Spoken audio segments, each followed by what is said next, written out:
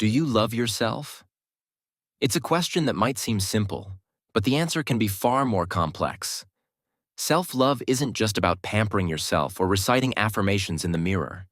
It's about valuing yourself enough to meet your own needs, pursue your goals, and honor your boundaries. So, do you truly love yourself? The next 3 sections are going to help you answer this question. 1. You don't love yourself if you can't express your needs freely. When you hide your desires and keep silent about what you need, it indicates a deeper belief that your needs aren't important. Consider this everyday scenario. Your friend asks you where you'd like to eat today, and you respond with, "Wherever you want, I don't care." It seems like a simple, casual reply, but if you look closer, when you say, "I don't care," what you're really communicating is that your preferences don't matter. Maybe you do care, but you fear that voicing your opinion will lead to conflict, disappointment, or rejection. Perhaps you've learned, over time, that putting others first is safer, that your wants are secondary. This small moment reflects a much larger issue. You don't feel worthy of having your needs met. It's a subtle but powerful form of self-neglect. This example with your friend might seem minor, but it highlights a larger pattern. If you struggle to express your needs in small, everyday situations, it's likely affecting the bigger areas of your life too. Your career, your relationships, your dreams. It's about more than just where you eat. It's about acknowledging and valuing your own desires and feelings in all aspects of life. 2. You don't love yourself if you have ever wanted something so badly, but felt too scared or unworthy to ask for it.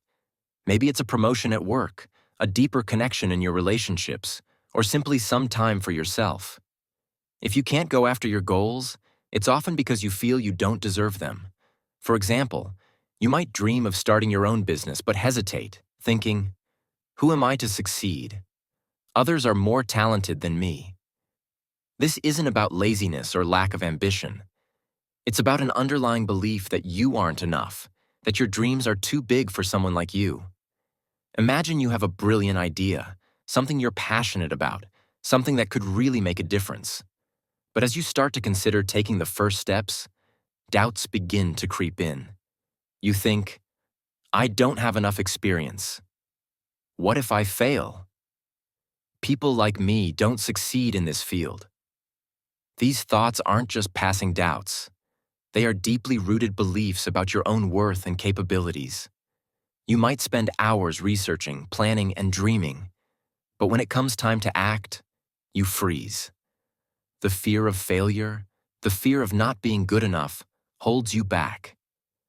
You compare yourself to others who seem more successful, more skilled, more confident, and you think, "Why would anyone choose my business over theirs?"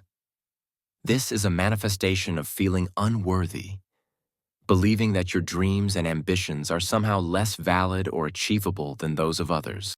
3. And then, you don't love yourself if you find yourself struggling to say no.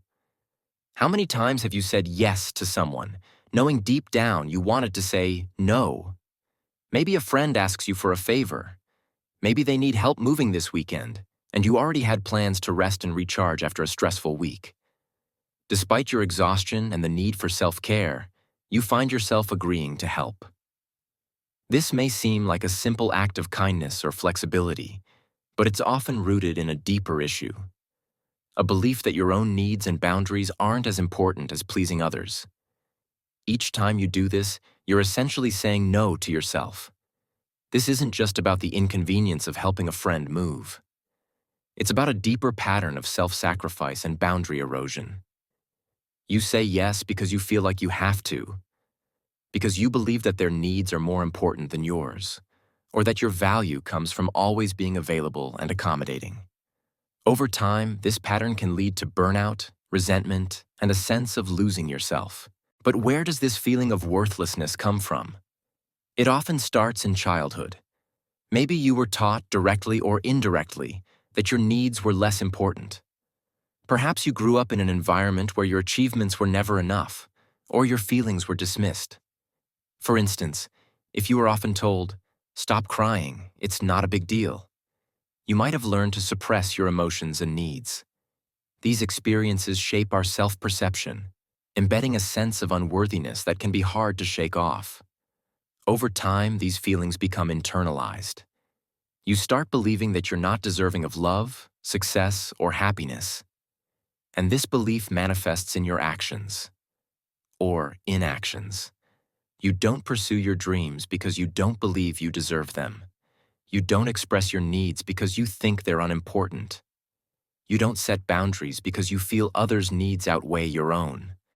When you don't love yourself, a profound conflict arises between your heart and mind. The mind, burdened with false and subconscious beliefs of unworthiness, continuously suppresses the heart's longing for acceptance and compassion. This disconnection is not always conscious. For some, it manifests as an ever-present, unsettling feeling of not being worthy or good enough. For others, the feeling is unconscious, surfacing indirectly as intense cravings and an insatiable need for validation. The heart, inherently perfect and deserving of love, suffers under the mind's harsh narrative. It longs to be seen and nurtured, but the mind's relentless grip on these false beliefs keeps it isolated and neglected. This inner discord creates a deep sense of dissonance, making it difficult to find peace or feel whole. People often respond to this internal conflict by pursuing external validation through possessions, power, recognition, or relationships. They believe these achievements will fill the void within and make them feel complete. However, even when they attain these external markers, the emptiness remains. The hole within is bottomless, and the fleeting satisfaction quickly dissipates, leaving them in a perpetual state of discontent. The journey towards self-love begins with a profound act of acceptance. It's about tenderly embracing oneself, acknowledging both strengths and vulnerabilities without reservation. When we accept ourselves authentically, we dismantle the barriers of resistance that inhibit growth and genuine transformation. Do not believe anyone who tells you that you have to change in order to achieve success or fulfillment. Often, when others suggest you need to change, they are advocating for conformity to their standards or agendas, rather than honoring your unique path. True personal growth involves nurturing your authentic self, not struggling against it. Instead of striving to become someone else, focus on understanding and cultivating your inherent strengths and values. Embrace growth that aligns with your true identity and aspirations. When you embark on a journey of self-discovery and self-care, you cultivate a profound inner harmony that empowers you to pursue goals aligned with your genuine passions and values. This path, guided by self-acceptance and authenticity, leads to true fulfillment and a life lived in alignment with your deepest aspirations.